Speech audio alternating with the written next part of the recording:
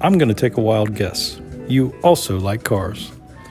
And if you're like me and you're near a car museum, you might want to check it out. So this was in Myrtle Beach, South Carolina. It's called Wheels of Yesteryear. They've got a lot of great cars. They swap them in and out throughout the year, at least a portion of them. So there's always something new to see. So if you get a chance, head on in. Great memorabilia on the walls and a good gift shop with some great t-shirts. Oh yeah, and if you need to make an afternoon of it, there's restaurants nearby. Enjoy.